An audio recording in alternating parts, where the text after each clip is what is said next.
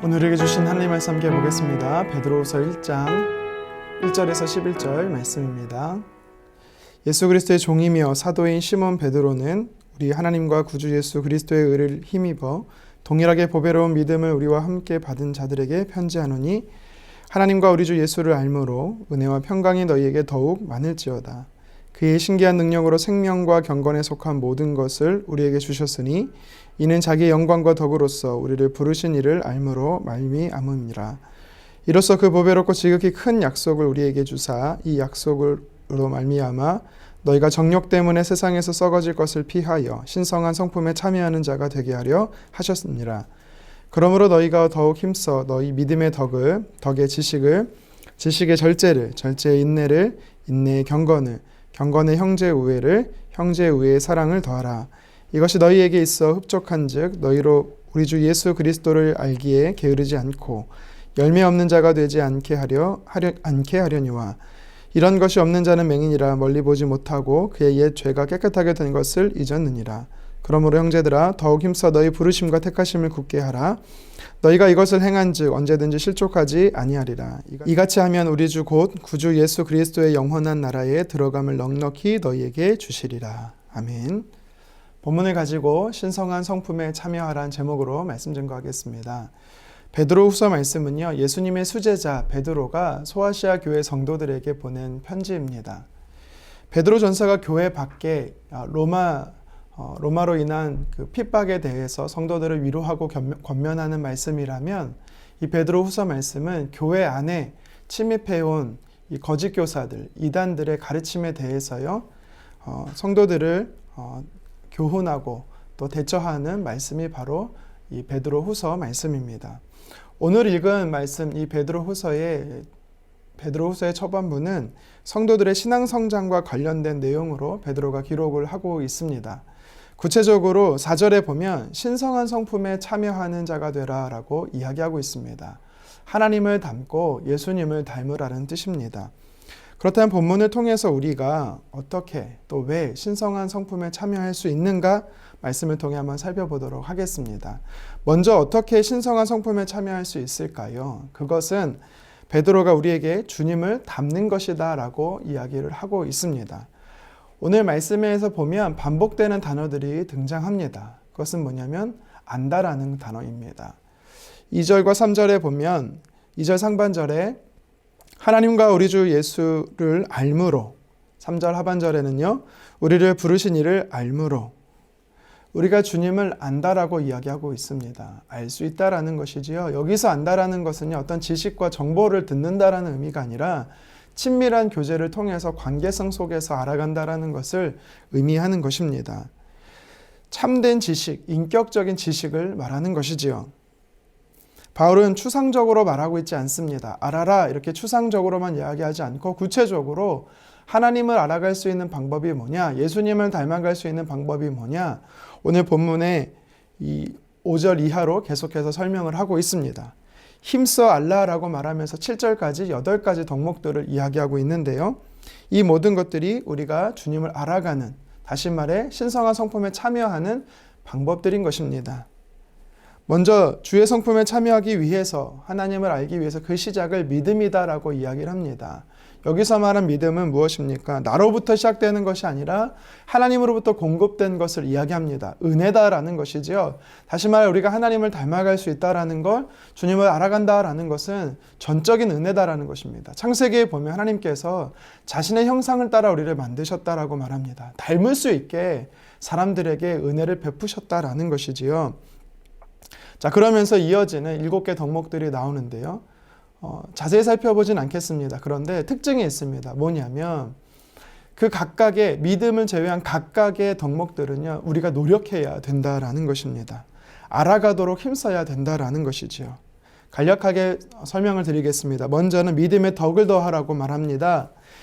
여기서 말하는 덕은요, 도덕적으로 우월한, 그리고 실천적인 도덕의 우월성을 말하는 것입니다. 다시 말해서요, 우리가 하나님의 자녀가 되었습니다. 하나님을 알아가는 그리스도인이 되었습니다. 그렇다면 제일 먼저 베드로는 무엇을 하라고 말하냐면 덕을 끼치라라고 이야기를 합니다. 도덕적으로 구별된 삶을 살아야 된다라고 이야기하는 것입니다. 만약 우리가 그리스도인이라면서 덕을 끼치지 못한다면 교회 안에서뿐만 아니라 교회 밖에서도요, 경멸의 대상이 되는 것입니다. 이어서 5절 하반절에 덕에 지식을 더하라고 말합니다. 여기서 말하는 지식은요, 정보를 말하는 것입니다. 내 기준에서 신앙생활하는 것이 아니라 성경에서 이야기하는 어떻게 하나님을 우리가 섬길 수 있는지, 하나님은 누구신지 그 지식이 우리에게 필요하다라는 것이죠. 지식의 절제를 더하라고 말합니다.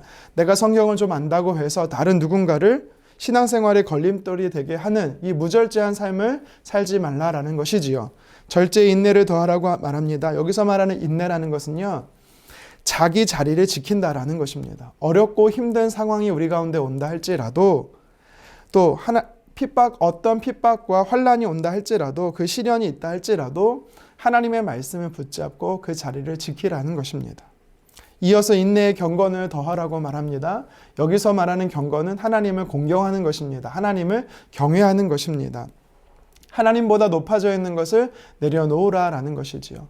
이어서 경건의 형제 우애를 더하라고 말합니다. 하나님과의 관계를 이야기했다면 다음에는 사람과의 관계를 이야기하고 있습니다. 형제 우애를 더하라는 것은 예수님 안에서 가족된 지체들과 우애하라는 것입니다. 이 우애하다라는 것은요, 짐을 같이 진다라는 것입니다. 기쁨도 같이, 슬픔도 함께 한다라는 것이죠. 마지막으로 베드로는요, 형제 우애에 사랑을 더하라고 이야기를 하죠.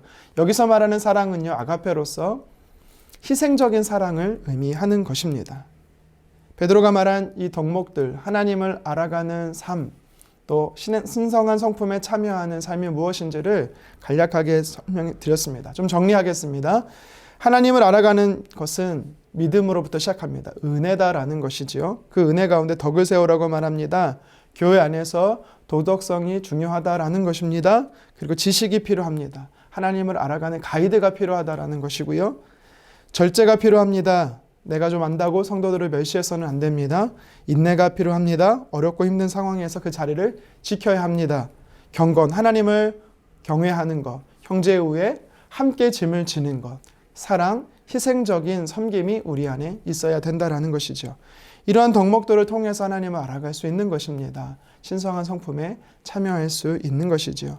저와 여러분들이 오늘 본문 말씀 베드로가 도전하고 있는 하나님을 알아가는 삶에 날마다 힘쓰시기를 주님의 이름으로 축원합니다. 본문의 말씀을 통해서 한 가지를 더 살펴보도록 하겠습니다. 그렇다면 왜 신성한 성품에 참여해야 하는가? 예수님을 왜 우리가 알아가야 될까요? 그 이유는요, 건강한 신앙생활의 삶을 살기 위해서입니다. 그 이유에 대해서 베드로는 여러 가지를 말하고 있는데요.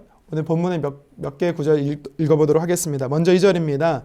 하나님과 우리 주 예수를 알므로 은혜와 평강이 너희에게 더욱 많을지어다. 아멘. 또 3절 상반절 읽겠습니다.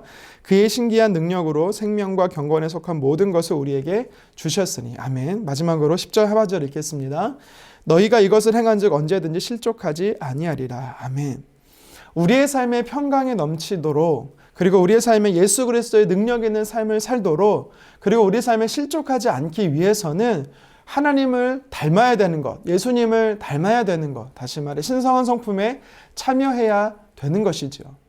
그 이유가 바로 건강한 신앙생활을 위해서라는 것입니다. 실족하여 넘어지는 삶이 우리 안에 얼마나 많습니까?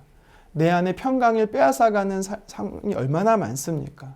그리스도인임에도 불구하고 오늘 본문에서는 모든 것을 주셨다라고 하는데 내 삶 안에 그 능력이 나타나지 않는 것으로 우리가 얼마나 낙심할 때가 많습니까? 성경은요, 이것들을 위해서, 건강한 신앙생활을 위해서 주님을 닮아가라는 것입니다. 혹시 저와 여러분의 삶 안에, 내 삶 안에 낙심케 되어지고 실족하게 되어지고 평강이 사라지고 능력이 나타나지 않는다라는 것은 내가 주님을 닮아가지 않고 있다라는 것을 말하기에 우리의 삶을 좀 점검해 봤으면 좋겠습니다. 말씀을 정리합니다. 베드로는 베드로후서의 말씀을 시작하면서 신성한 성품에 참여하라라고 이야기하고 있습니다. 하나님을 닮으라는 것입니다. 예수님을 닮으라는 것입니다. 그러면서 우리에게 그 성품을 어떻게 참여할 수 있는지, 또 왜 참여할 수 있는지를 오늘 말씀은 도전하고 있지요. 건강한 신앙생활을 위해서인 것입니다. 저와 여러분들이 건강한 신앙생활을 위해서 신성한 성품에 참여하기를 간절히 소망합니다. 주님과 친밀한 교제, 은혜 안에 머무는 삶, 알아가는 삶, 힘쓰시기를 바랍니다. 믿음으로 시작된 덕을 쌓고 지식을 알고 그리고 절제와 인내를 통해서 하나님을 경외하는 경건과 짐을 함께 지는 형제의회와 희생적인 사랑, 섬김의 이 사랑을 통해서 구체적으로 실천하기를 원합니다. 매일매일 실천하기를 원합니다. 하루아침에 우리가 주님을 다 닮을 수가 없는 것이지요. 오늘 하루도 내일 하루도 매일매일 하나님을 닮아감으로 신성한 성품에 참여하는 저와 여러분 되기를 주님의 이름으로 축원합니다. 기도하겠습니다. 주님, 오늘 말씀을 통해서 주님을 왜 닮아야 하는지 또 어떻게 닮을 수 있는지 도전해 주심에 감사드립니다. 주님, 우리 안에 은혜와 평강이 넘치기를 간절히 원합니다. 그리스도인의 능력 있는 삶을 살기를 원합니다. 실족하지 않기를 원합니다. 그러기 위해서 주님을 닮아가야 합니다. 오늘 베드로는 구체적으로 주님을 닮아갈 수 있는 삶의 방법들을 우리에게 도전했습니다. 하나님, 우리가 주님을 닮아가는 것이 은혜인 줄 믿습니다. 그리고 교회 안에서나 밖에서나 그리스도인으로서 덕을 끼치는 삶을 살게 도와주시고 내 생각으로 신앙생활하는 것이 아니라 성경 말씀을 통해서 가이드해 주시는 그 지식을 통해서 신앙생활을 온전히 하게 도와주시고 내가 좀 안다고 누구를 정죄하지 않게 하시고 또한 지금의 상황을 잘 지켜나가는 인내의 삶을 살게 도와주십시오. 하나님을 공경하는 그리고 나와 함께 관계하는 성도들의 하나님 짐을 함께 지고 그들을 섬기며 주님을 닮아가는 매일매일의 삶이 되도록 은혜 베풀어 주시옵소서. 감사드리며 예수님의 이름으로 기도드리옵나이다. 아멘.